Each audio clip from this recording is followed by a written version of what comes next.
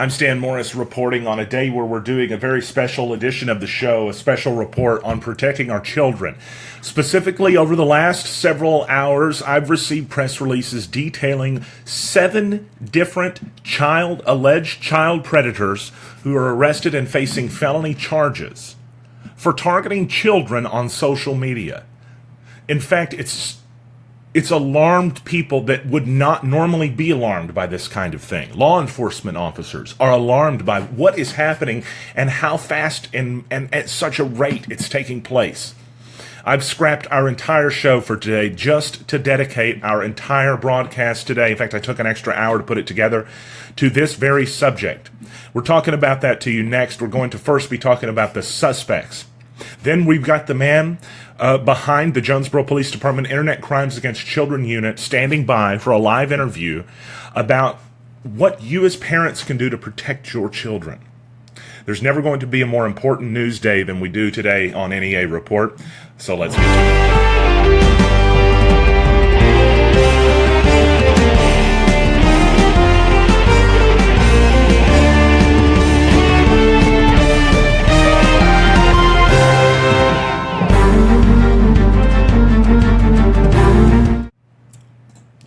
Thank you for joining us tonight on NEA Report on a special edition of the show. We're talking about protecting our children tonight on the show, and specifically the dangers that they're facing on social media. It's like an epidemic. In the past week, we've seen at least 7 suspects being charged with crimes pertaining to allegations that they stalk children online. Underage, we're talking about 14 young age children being targeted by grown men, adults, some of which we're going to be talking to you about right now. And some of the cases we're going to be telling you about with some details that are disturbing to hear. Some of this stuff is going to be difficult for me to even read. But the purpose tonight is to let you know not just what threats are out there, but how bad they are. And then we'll wrap it up with some of the things that you can do to help be a good parent on top of what you're probably already doing if you're just watching this program. Got to be informed about what's going on in your community, first and foremost, and joining a news program or reading the newspaper or watching something on television. That's all part of the process. But remember, you got to take care of the little ones at home too. They're naive. They're the best of us. They trust people. And it's a sad statement to have to make that's also factual, that trust is something they should withhold. Let's talk about some of the people that could be those reasons why. First of all, the first suspect we're wanting to talk to you about tonight is Eric Curtis McQuay, 34, of Pocahontas. We're talking about Mr. McQuay as he's facing some serious charges we're going to be detailing to you right now. It says in a probable cause affidavit released to NEA Report today that a search warrant was conducted on March 27th at about 8 a.m. at 1110 Hillcrest Cove at an apartment. Sergeant Gary Shackelford, Sergeant Brandon King, Detective Ernest Ward, all from JPD's Internet Crimes Against Children Task Force were present along with officers from state police. It was a search warrant that was executed to locate child pornography that had been shared or offered to be shared via public software by the investigators. The investigator reported that a large amount of child pornography on a desktop computer and a laptop computer belonging to Eric McQuay was found in his bedroom, according to the affidavit. McQuay was read his Miranda rights and agreed to speak with investigators, and the report says he advised the child pornography was in fact his. He is facing a Class C felony. Distribute, possess, viewing matter depicting sexual conduct involving a child. It could be 3 to 10 years in prison for him. It could be a $10,000 fine.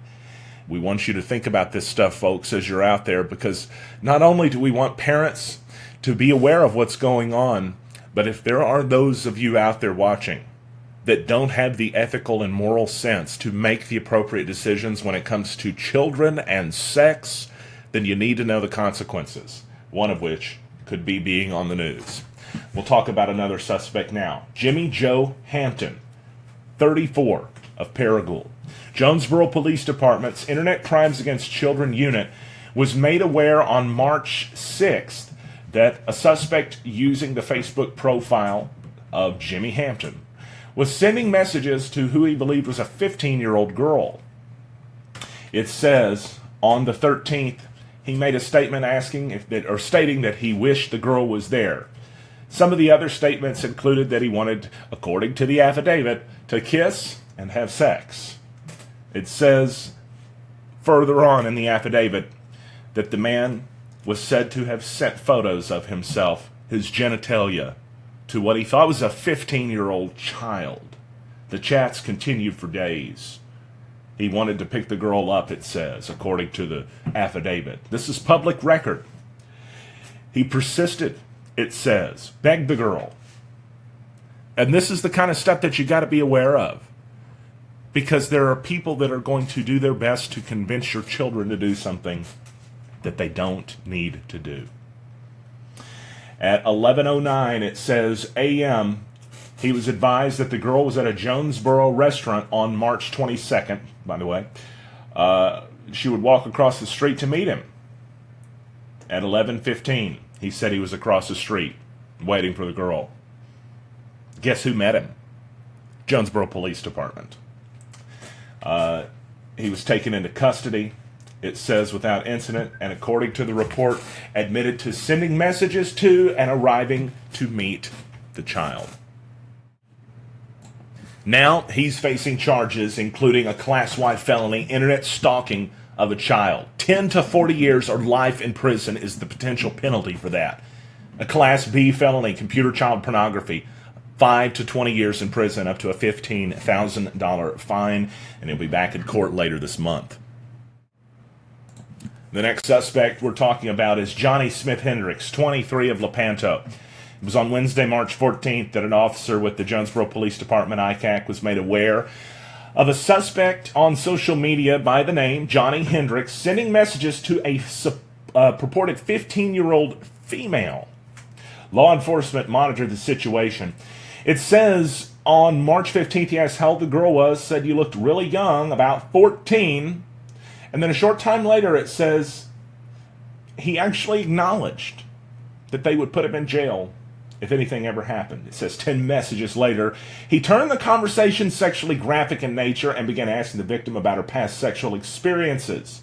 Over the next several days, it says he repeatedly asked questions about her sexual activity. Some questions of which were ridiculously bizarre. I don't feel comfortable reading some of this to you, but one of them involved a turkey baster and sexual activity. On several occasions, it says he asked the girl to take photographs of her breasts and genitalia to send it to him. It says he instructed her to perform various sexual acts using household objects. On March 21st, it says, in the probable cause affidavit, he gave the girl sent a photo of 8 $100 bills and said he intended to give them to her and said it was because you were my love bear. Now, he's facing charges, including internet stalking of a child, Class Y felony, and a Class B felony for computer child pornography for the love bear. Now, the next suspect, Randall Floyd Prescott, whom on March 20th, the Jonesboro Police Department was made aware of after he was exchanging messages with who he believed was a 14-year-old on social media. So officers began to chat with the guy, and at 9 a.m. it says, on the same day, or about 9 a.m., 9:09, the guy that you're looking at, it says, told the girl he was 18 years old. That's something to think about next time that any of you kids that may be watching this hear from somebody you've not seen a picture of or a weird picture of that they're 18. He was born in 1957. It says within the first 20 minutes of the conversation, he began to ask the purported victim about her sexual experiences and details about the undergarments she was wearing. He then began to make sexual comments, many different ones. The kind that we're not going to be able to go through here, the kind that me looking at right now, you can probably tell there's anger in my voice from having to stare at these words. At 10:55 a.m. on March 21st, he asked the girl to help him to get off. He asked the girl for photos of her genitalia. He asked the girl to come spend the night with him at his home in Jonesboro. Now, he's facing 2 Class B felonies: internet stalking of a child, computer child pornography. Each charge could include a penalty of 5 to 20 years in prison and up to a $15,000 fine. Another probable cause affidavit released to us by Jonesboro Police Department today details the arrest and the reasoning behind it of Joshua Dunn, 27, of Jonesboro.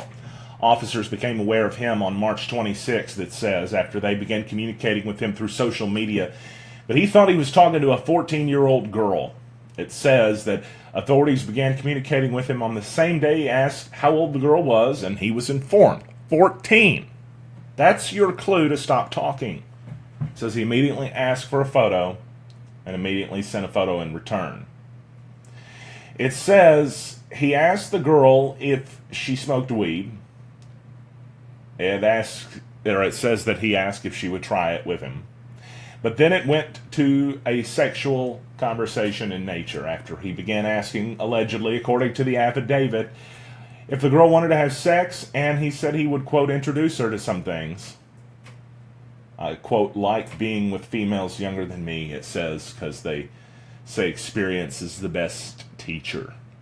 In the following days, more photos were sent. It says including an exposed photo of genitalia of Mr. Dunn, to whom he thought was a 14-year-old. Later in the day, on March 29th, it says that he stated that he did not have the means to pick up the girl, but was sending his friend to pick her up and to bring him to his apartment. Authorities were waiting on Mr. Dunn at his apartment when he got back, and he was found to be in possession of several condoms, 2 containers of alcohol, marijuana, meth, pipes used for smoking drugs, and reportedly admitted to sending the messages and planning a sexual encounter with the child. That's what it says.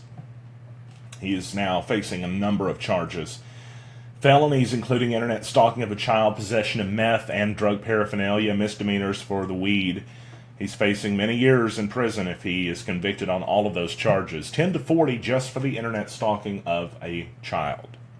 Now, these were all cases we found out about from Jonesboro Police Department, but the 1st Judicial District Drug Task Force sent out a release today detailing similar instances in St. Francis County, right in northeast Arkansas again.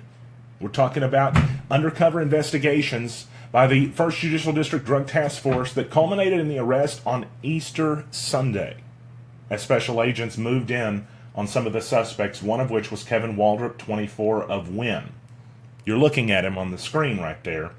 He thought he was contacting 2 different underage girls on social media, and he made the discussion about a 14-year-old child moving with him, according to the press release, it says. It says he told the girl he wanted to meet her, asked if she had a friend for one of his friends. You are kidding me. It says he sent a request to her through social media, and he continued to solicit, it says, activity from her. He admitted during interviews with investigators he had contact with who he thought was an underage girl, and reportedly admitted to asking for nude photos, sending 5 pictures of genitalia of his, and then asking to meet. He says because he was just trying to find out, quote, what's going on. He stated he was doing it because he, quote, thought some pervert was on the other side, and I was coming to see what is what, because if it was, I was going to confront the dude, because I thought it was some bullcrap to lure people in. But investigators instead confronted the guy you're looking at, and they didn't buy what he was saying. That's what the press release says. The press release itself said they didn't swallow his story. DTF special agent said this is how children disappear. This is a real concern when a man approaches an underage girl online and asks her to move to Florida after talking for a few hours. That's crazy in anyone's book. That is a quote from a DTF agent. The guy you're looking at, he's had a residency open up in the St. Francis County Jail for him. 2 counts of internet stalking of a child. He was set to appear before a judge today. Another suspect we found out about in the same press release, also on Easter night, Jason Lawrence, 35, of Forest City, arrested after attempting to meet an underage female for sex. It said that he thought he was talking to a 15-year-old girl, and he sent a photo of his erect genitalia. He said, "You must like what you saw. Ask her to hang out and see how bad you are," it says in the press release. Gosh, he made some sick comments to this girl, allegedly, according to this press release by police. DTF Enforcement Director Dale Arnold stated, quote, "These individuals are trolling social media sites like they would troll your neighborhoods, looking for innocents to take advantage of. These are not victimless crimes simply because no victim was sexually assaulted or injured. The DTF will continue to be proactive," it says, "in conducting these types of investigation." The guy you're looking at, staying at a Regency Inn, in Forest City. Well, he was arrested by Drug Task Force special agents, along with others from both St. Francis County and the Palestine Police Department. It says that it was near the Broadway Cinema Sunday night. He was trying to allegedly meet a child for sex. According to the affidavit, Lawrence said it was the second time he tried to meet the underage female. It says he allegedly admitted to investigators he was in contact with the girl and he sent her sexually explicit messages. He's being held in St. Francis County Jail. He's facing a Class B felony of internet stalking of a child as well. These are very serious cases. All of the suspects we just went through and told you about, very serious charges that they're all facing. Some of the suspects are facing more charges than we've told you about from other jurisdictions. And here's the problem. Your children, they could all be sending them messages if they're on social media right now.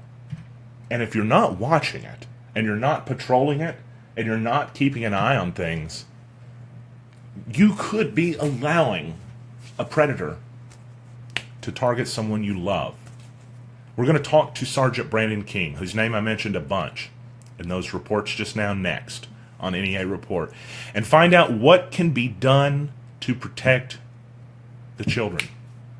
What can you as parents do, or as guardians, or just aware adults? That's next on NEA Report.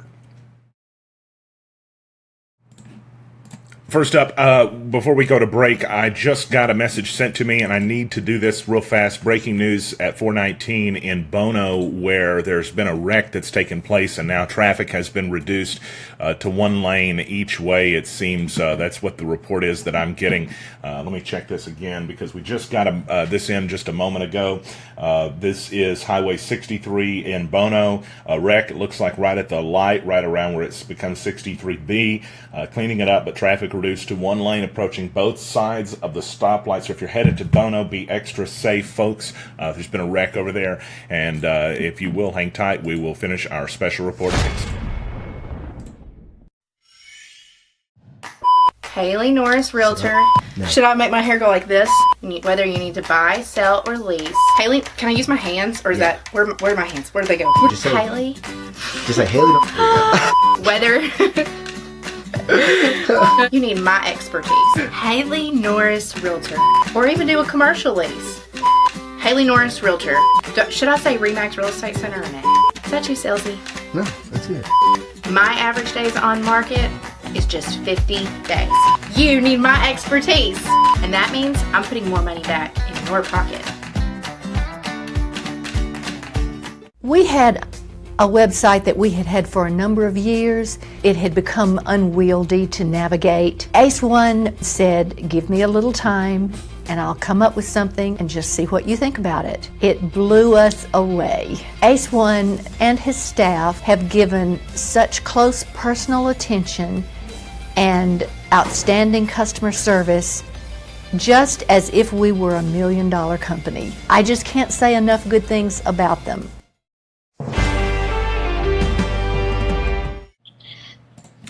There's nobody in Northeast Arkansas that probably knows better the threats and the dangers that are posed by sexual predators, by people that are looking to harm children, by the suspects that you've got to watch out for, than Sergeant Brandon King of the Internet Crimes Against Children Unit. We got him on the phone with us right now, and greatly appreciate it, by the way, because I'm sure he's doing some work on stuff that's probably related to some serious cases that we may end up reporting going forward. But thank you, sir, for taking a couple seconds to join us. Appreciate glad it. to. Thank you. Yes, sir. So we want to talk to you about protecting the kids, and specifically because it seems like to me, and you tell me if I'm wrong here, it seems like to me what we're seeing now is an age to where kids have never in their own home, inside of the walls and doors of their own home, had more of a chance for predators to target them. No, you're spot on. They're typically, once we get in the security of our own walls, everything's just fine. But that's just not the case these days. And that's what's terrifying, and that's kind of why I wanted to do an entire show today based on this, because I think parents should know more about what they can do to help in these situations. And you're the person I thought of first, because I'm sure you probably see how a lot of mistakes were made that led to things happening. So what can you tell us? What are some mistakes parents commonly make that they don't realize that they're making? One of the biggest things that we see in my unit is parents aren't attentive enough to what their children are doing online.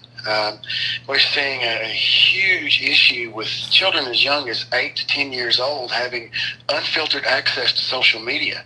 And then parents are just astounded when a predator of some sort seeks out those children, and they end up in a horrible situation.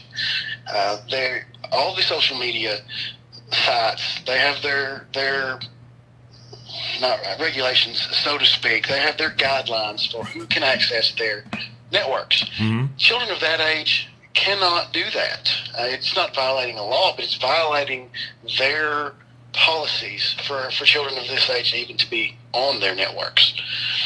So the biggest thing that I've dealt with in the previous few weeks is very, very young, innocent, gullible children being victimized because parents let them access this in the first place. See, that's a scary aspect to think about of this is how that it's not against the law or against any particular rules, perhaps, but who would you punish for a 10-year-old getting online? Punishing the 10-year-old when you're trying to protect them, that's a tough one. Right, it is, and like I said, that is not a legal issue, so to speak, as much as just a horrible judgment call on behalf of those parents. So, parents out there that are listening, what age do you think? I mean, and this may not be a popular one in the household, but let's tell it like it is. That's kind of what we do around here. What is it? What age should parents? Well, my view is absolutely not popular in my household. Yeah. Each social media site has their own guidelines. Facebook, for instance, does not want anyone younger than 14 years of age on their network. I think that's pretty well the standard, but some of them will vary, by a year or two. I think it'd be hard to put a specific number on it, because more important than the age is the maturity of that child. They all progress at different rates. So I think it's probably incumbent upon us as parents to know our children and how, whether or not they're mature enough to handle the interactions with people who are absolutely out to do harm to their kids. I'm just trying to imagine what social media outlets like Snapchat and such, how do you patrol those if you're a parent? Allow no access to it. Really? With something such as Snapchat. Now, that's a very unpopular opinion, but it's one that I impress on all who will listen. These sites such as Snapchat, and there are so many more out there, that they don't serve any really wholesome purpose. Now, I know I have family and friends who use Snapchat, and they really enjoy it, but it's by its very nature. You can send a photo, within seconds it has disappeared and is gone forever. That the platform in and of itself enables criminals to an extent you would not believe. Some people will say in chat that law enforcement has the ability to pull Snapchat stuff. Is that right? To a certain extent. Yeah. It depends on the user interactions, how they handle the snap. There are quite a few variables in there. Sometimes we can, sometimes we can't. And that's one thing that I have trouble expressing to parents a lot of times, is that your kid very well may be doing lots and lots of things that you have no idea about. Just because you can't see it doesn't mean it's not there. Makes sense. It really does. Now, with checking your child's internet history and their chat logs, do you think that's a good idea to do? Absolutely. Regularly and unannounced. Yeah. Keeping an eye on that stuff and basically making it the expectation that mom or dad or grandma or whoever's the guardian custodian is going to see that. I think that, and that's not very hard to do, right? I mean, that's pretty simple. For the most part. One thing that I see a lot is our kids are smart these days. They're much smarter than I was at 10, 12, 14 years old. Mm-hmm. There are so many avenues out there for them to hide content on their smartphones and on their computers. There are, the calculator apps are very popular these days, where you put in a particular equation and it unlocks a hidden file vault. You are kidding.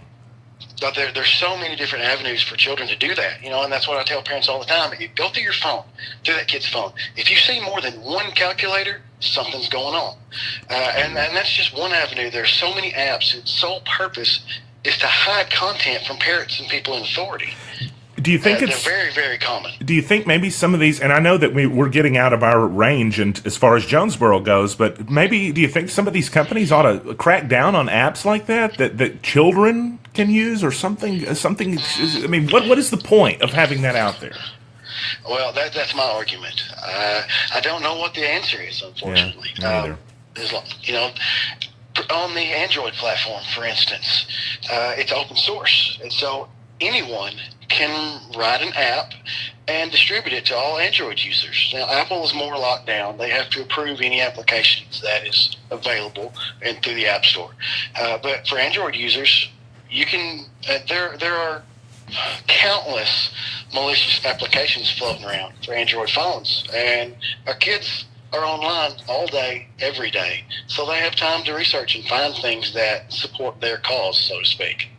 Well, it's scary to see how many numbers of arrests that just in the last in the last month or so that I'm seeing that you've had your name on, or Sergeant Shackelford's had his name on, that shows that there are. I mean, these are in our town, in our communities, in our area of NEA, and I just so I guess it made me feel motivated to impress upon everybody that's out there that this is a major worry, especially inside of the halls of justice right now. Absolutely. I get questioned a lot about arrests such as these, and then the prevalence of these people in our neighborhoods and our communities. And they're absolutely there. I hear a statement a lot, well, nobody ever gets caught the first time. And I can't help but believe some of that. And some of the things I'm seeing, particularly with the ones who've been arrested in the last couple of weeks, they're so bold, so brazen about their content. It makes me seriously question, has this happened before?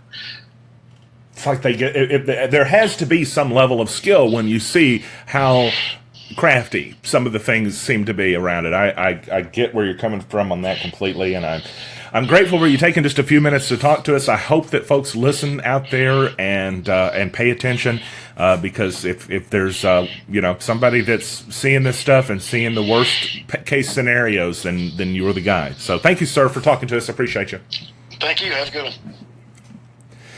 We're always watching your chat in NEA Report, and we appreciate all of our wonderful friends and folks out there that are in chat, keeping us up to date with what's going on. And our friend Jeff Taylor, who has sent us many wonderful links, very informed individual, has just sent us along something here that we want to show you.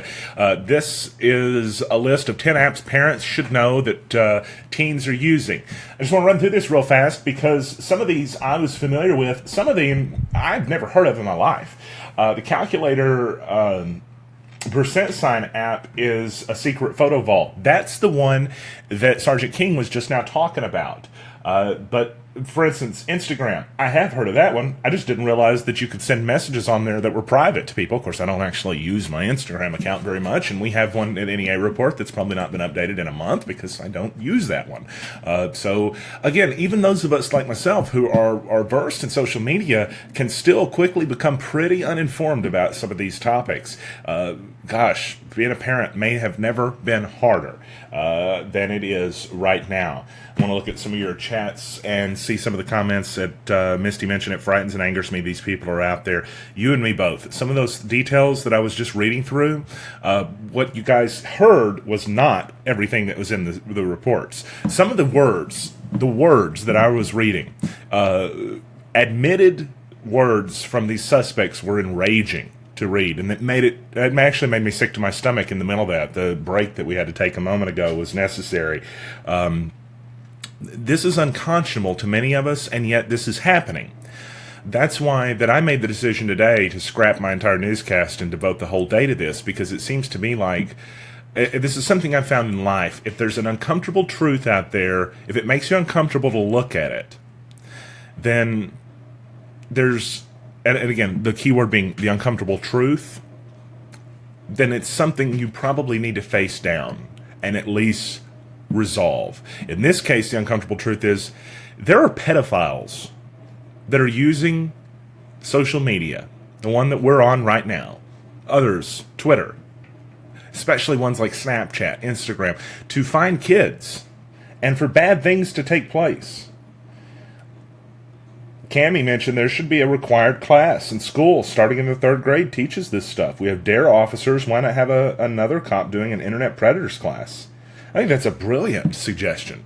Great suggestion. Great topic starter. That's what this is about. I want us to start the topic, begin the discussion as to, okay, what can we do? Because there's news. We spent all day yesterday covering tornadoes coming in across northeast Arkansas that, to my knowledge, even though that I don't know that any were confirmed to be tornadoes, I think they were funnel clouds or rotation in the sky. Nobody was harmed out of that, to my knowledge. But it's a threat, and we all went wall to wall to cover it. We have people that are telling little kids to send them pictures, naked pictures. Old men, old nasty-looking men sending these messages out there, and it's going by the wayside. Now, I'm not trying to point fingers at other media outlets, and they're doing fine. But what I'm saying is, it's incumbent upon us as a society to have these conversations and to realize these monsters are out there. They're not going to do what's right because we hope or pray that they do. We're going to have to do something ourselves. What are we going to have to do? We got to get smarter. We got to have laws in place. We got to have things that keep kids from being victims in their own household. What we're trying to do today is to raise awareness on the parental side of things, because there's no question that helps. There's no questioning that helps. There's legislators and others, important leaders that watch our program, and maybe there's something that they can think of and add to the conversation to do. I loved Cammie's suggestion about a possible class or at least some type of program to make kids aware in schools that they're internet predators, but I don't have kids, and so I can't attest that there aren't those there already. Some other comments: if you're not paying attention to your children, investing in them, then predators will be paying attention to them and will lure them into trafficking and other things, said Megan. Great comment. That's a great comment. There was one thing I wanted to show you guys in relation to some tips before we leave the broadcast here, because I actually compiled a list of these, and then I pulled this up right in the middle of our broadcast. But the Washington Post did a story, discussed some of the things that children can do, that parents can do to keep their children safe. And a lot of these were common sense. Some of them were less so, but this came from a child psychologist, right? And so it seemed most relevant to include. So we want to show you some of those because, there's a great possibility that there's some use that could come out of this. Sorry, I had to get it ready to pull up on the screen for a second. So one of those, block adult content with parental controls on all devices. That's pretty reasonable, right? but you don't need your 5-year-old playing Call of Duty. Okay, so designate screen-free zones in the house. That's one I never thought of. And it's a kind of a good idea, right? The kitchen, or how about the dining room? That's a good one. Kitchen's okay. Technology. Use it in public. Don't let kids have TVs, gaming systems, or computers in their home. You can't really forget about the video game systems because the PlayStation 4 and the Xbox One is a social media outlet now. It has a share button on the controller. Keep the kids busy, it says. If your kid's outside and busy, that's a great idea, by the way. Keep them active, physically active. Physical activity is healthy. Periodically, I love this one. Periodically check the browser history of the child and the teen's computer. You got to be a stalker to your own kid. That's okay. You can stalk your own kid. You can creep on your own kid. They're your kid. Also, talk to your child or teen about appropriate behaviors applying both in the real and online worlds. It says, and I love this one, lead by example, limit your own media use. Kids pick up on things that parents don't realize that they pick up on. That's why they used to sell the toy cigarettes, not toy, but the candy cigarettes. Kids from the 80s and 90s like me remember those. We always wanted to look like our mom and dads and have a cigarette in our mouth, but they're gross, and so we decided to put a little piece of candied sugar in our mouth that looked just like a cigarette. They had to quit selling those, by the way, because they were bad, they said, or they made kids want to smoke. But kids want to imitate mom and dad. And so leading by example, there's not a better idea.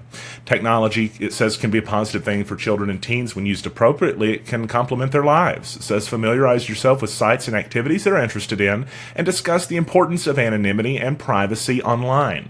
Also, make it clear to your child they should speak to you as soon as they feel harassed, bullied, or uncomfortable in any way when using the technology, or if they're not sure. And don't forget to make yourself approachable for your kids. If every time they come to you and ask you a question, if you're grumpy, then they're not going to want to come to you and ask questions. You have to make it an environment they are comfortable and excited to learn in.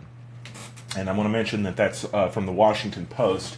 Michael Oberschreider, a child psychologist with the Ashburn Psychological and Psychiatric Services, who authored the children's book Ollie Outside, Screen-Free Fun.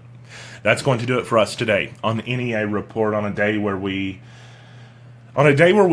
really, it took us by an emotional just chain, and we had to do this because there's too many of these sick stories that are out there, and there's clearly too many of these people out there. And as Sergeant Brandon King mentioned, if there's somebody being arrested for something, if somebody's gotten caught, there's 10 times they've not gotten caught, or there's 10 others that haven't.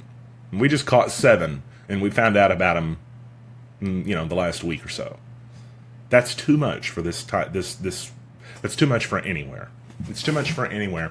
But Northeast Arkansas, we got to watch out. So that's going to do it for us today. It's 4:38 on NEA Report. Thank you all for being with us today.